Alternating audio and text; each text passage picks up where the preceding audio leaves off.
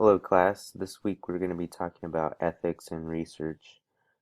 To start us off, I would just want to read this scripture, Romans 12:2. It says, "Do not conform to the pattern of this world, but be transformed by the renewing of your mind. Then you will be able to test and approve what God's will is, His good, pleasing, and perfect will." This is just to kind of remind us that no matter what the world is doing, whether it be following a certain trend, that we should always rely on what God wants us to do and um, what what we should be doing and to please Him, not just to please the world, and not following what everyone else is doing. As you'll see in the rest of this lecture, some of the things that occurred in research when um, a lot of uh, new technology, a lot of new science was coming out. People did not really take the ethics into account, and they were not trying to fulfill God's will. So, as you'll see, that there was a lot of terrible things that happened in humanity. So, and I think this applies just to everyday life. I think you should um, uh, make sure that whatever you're doing, whether it be something related to your career or to your family, you should always look to what God's will is and see if your actions, if your daily life is aligned to that, so that we're pleasing God every day. So, a few objectives for this lecture is just to identify key historical instances of ethical misconduct in research, identify key regulations that help guide research in the U.S., understand informed consent, and understand the role of the IRB. So the two studies that we'll look at are the Nazi Germany experimentations and then the Tuskegee syphilis study. In Nazi Germany during World War II, um, as you'll see in the text that was assigned to you, there was some freezing experiments, malaria experiments, high altitude experiments, and it outlines them here in this part of the text. Um, there was the doctors were trying to find out how the body reacted to very extreme temperatures. They were also trying to see how the body reacted to malaria. So they were exposed to mosquitoes that they knew had malaria and see if any drugs would counteract that. Um, Finally, the high altitude experiment just put people in low pressure chambers where they recorded what the body was doing under extreme circumstances such as that.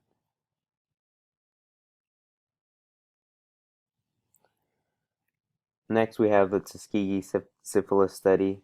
This study is very popular. It's taught in almost any master's program when it comes to research methods. It's really important just because of the time frame. It took just over 40 years, just under 40 years, until it was stopped. It began in 1932, where about 400 African American males were recruited, um, which had syphilis, and then 200 without. The problem with this study was that they were given whatever treatment was available at the time. However, um, once certain treatments were discovered to treat syphilis, they were not given this treatment. Uh, as you can see here in your text,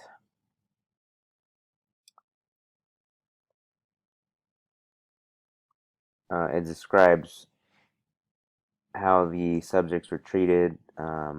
They weren't given all the proper information to know like before they gave consent for the study. They weren't told if if a certain treatment was available to start treating syphilis that they were going to be given it. They were just told that they were going to be given a certain stipend, and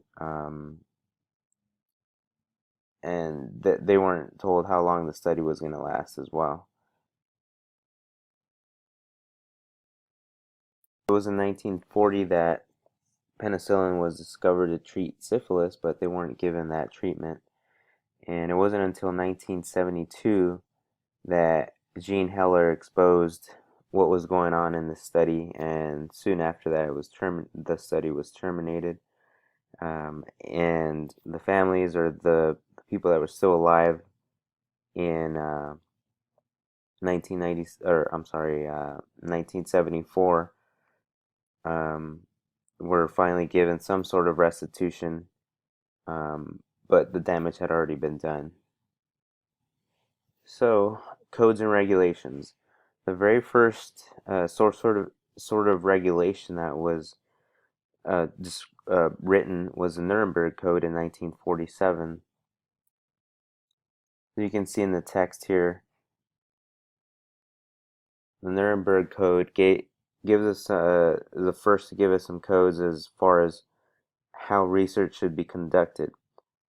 It gives us a list of points here that tells us how research should be conducted with humans, that we should have voluntary consent, that it says the experiment should be such as to yield fruitful results for the good of society. So the goal of the research should be to help society. It shouldn't just be done to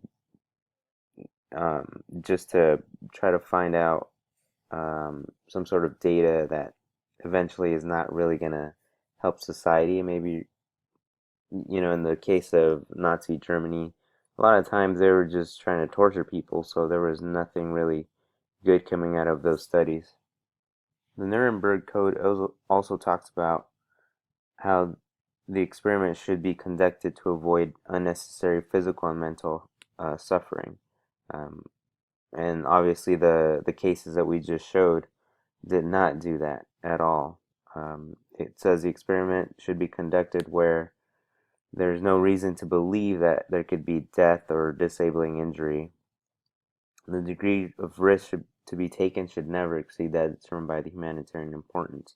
So here we're starting to get in a little bit into risk and benefits, which we'll talk about a little bit later.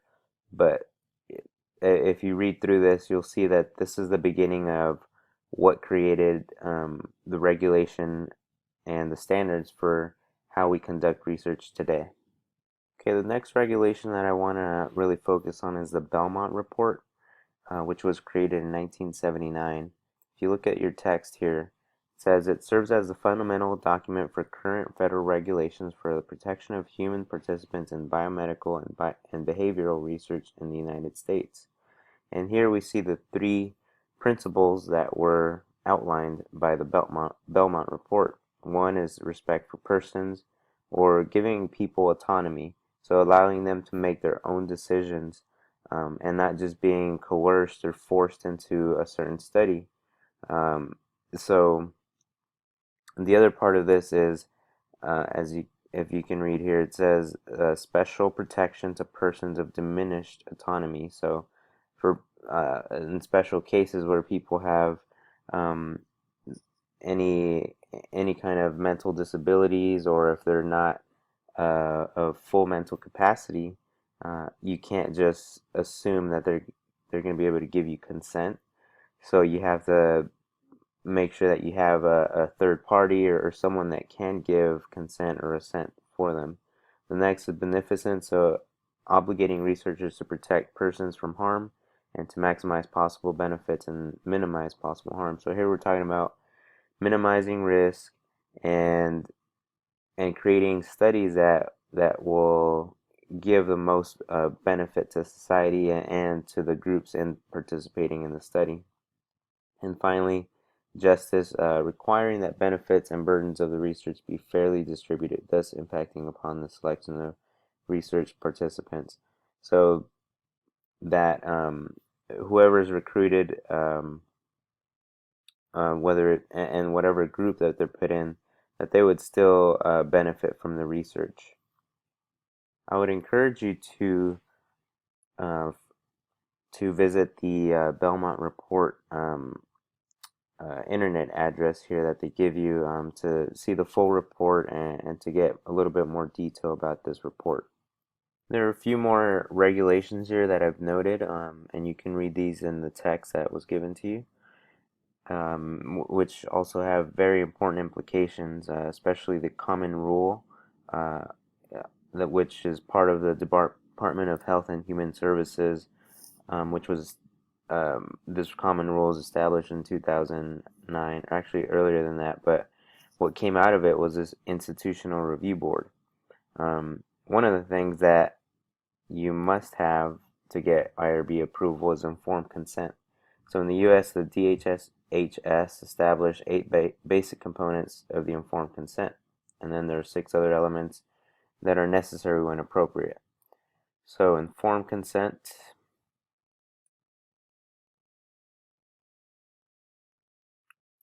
you can see here, this is an example of the different components of the informed consent. So here's a list of the 6 components. Just to kind of read through a little bit of these is the informed consent should give a description of what the research is about, what the purpose is, um, the expected duration, just the major details about what the study is about. Second is a description of any foreseeable risk or discomforts to the subjects. Third, any benefits to the subject, which could be expected, but does not need to really occur for every single subject. A disclosure of appropriate alternative procedures. So if this is a study that involves a certain treatment, um, the participant should also know that there is alternative to this one treatment, so that they're not just thinking that this is the only way to treat a certain problem. Next is a statement describing the extent, if any, to which confidentiality of records identifying a subject will be maintained. So the subject should be aware that you're taking their best interest into account, meaning whatever personal health information that you are collecting, that you're doing everything possible to maintain that confined so that nobody um, outside of the research group will be made aware of certain parts of their health information.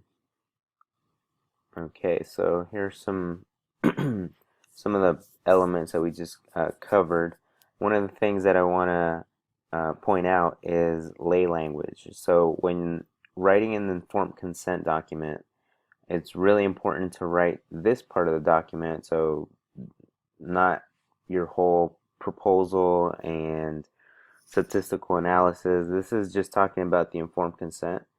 It should be written in lay language, and what that means is you should take into account who your participants are, or your potential participants are, if they are college students, and you should write that informed consent in the grade level that they are in, or approximate grade level. It should be really simple um, language to understand.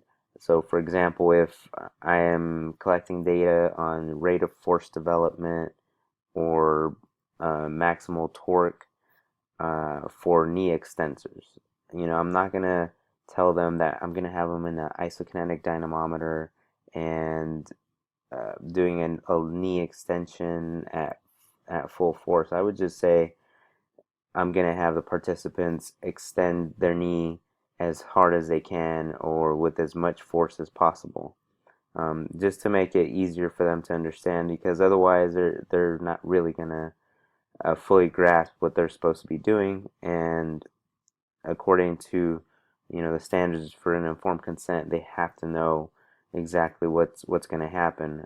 There is some exceptions when part of the study has to be somewhat hidden from them so that they don't have any bias going into the study, but it shouldn't be something that could harm them. And one of the other things I wanted to highlight is the option to withdraw. from the study. They should be very aware that at any point during the study they can withdraw from the study and they will not be penalized, or no negative repercussions will come to them. If you read in your text, you're also going to see that when we talk about vulnerable populations, we are also talking about minors. So anyone under the age of 18, especially when we're dealing with small children, that they must be able to give assent, which, as described by your text, oops, sorry about that.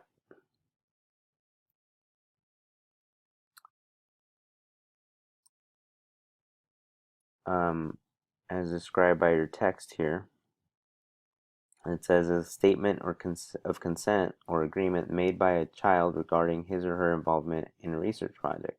But aside from that, you should also have a form where an adult, a guardian, a parent should be able to give consent as well.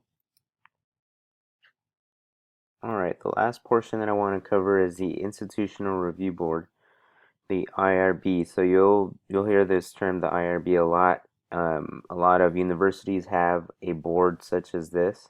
It was established to ensure compliance with governmental regulations. So there are 7 criteria that must be met when you are trying to get approval from the IRB.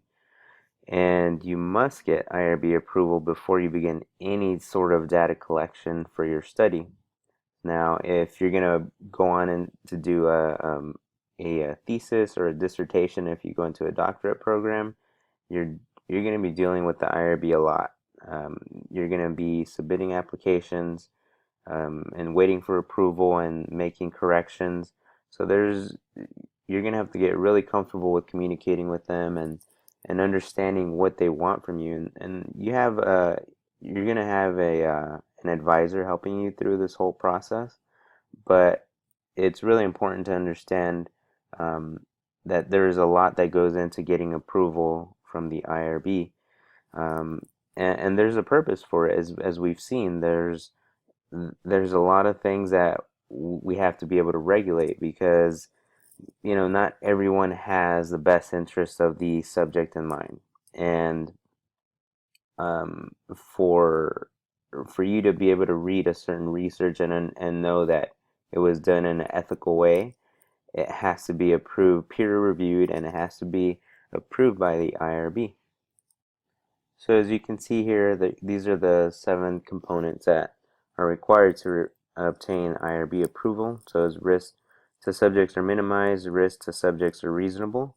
So that means any study that you're performing, whether it be if you're testing a drug, if you're testing a treatment, exercise protocol, it should be reasonable. It shouldn't be something that where you're putting subjects in more danger than they need to be. Next is selection of subjects is equitable in relation to the purposes of research and its setting. Special attention is given to vulnerable groups such as children, prisoners, pregnant women, mentally disabled persons, or those economically or educationally disadvantaged. So here, this is a portion that talks about vulnerable populations. So you have to be able to give, you have to be able to, like if your study is appropriate for these populations, you have to be able to give those populations equal chance of being selected. The informed consent will be sought from each prospective subject or the subject's legally authorized representative. And the very last one here, it says, when appropriate, there are adequate provisions to protect the privacy of subjects and to maintain confidentiality of data. So again, just trying to protect the subjects as much as possible, so that once they go through the study is published or anything like that, then it can prove that everything was done in an ethical manner. Okay, and that's all I really wanted to talk about for this week, where it talks about ethics. Just take into account, all the things that we talked about. Please make sure you read the text that was given to you. There's a link for the PDF. It's from a chapter in a different book. Um, but if you have any questions about this, you can just shoot me an email or put it on a discussion board. Um, but yeah, this is a part of the class where we have to talk about um, just things that may not be as interesting, or maybe it doesn't seem very relevant to research methods, but eventually, if you get into research, you'll see that this is a big part of being able to finish a thesis or a dissertation. There's no way around this. Like, there's certain studies that may be easier to get IRB approval, but you still have to communicate with the IRB. You have to be able to complete a full application and make revisions when necessary, and understand a little bit of about why all these regulations are put into place. And hopefully, you'll be able to see this as you read through the text. And then also how it just applies. It kind of helps you see a little bit about our own life, and just what how we should live our life. As I mentioned in the scripture given at the beginning, you should take into account how you're living your life. Are you pleasing God with your actions? Are you just going through life following what everyone else is doing? And obviously the cases that were shown here are very extreme, but in a small way it can relate to how we live our lives. And you know we want to please God, and we want to make sure that we're being good to everyone, that we're treating everyone fairly. In these cases, people were not really treated with the respect that every human should be given. So just want to leave you with that thought. Have a great week. If you have any questions regarding the critical assignment, please email me, put it on the discussion board so we can discuss it. All right, have a great week, and I will talk to you guys next week.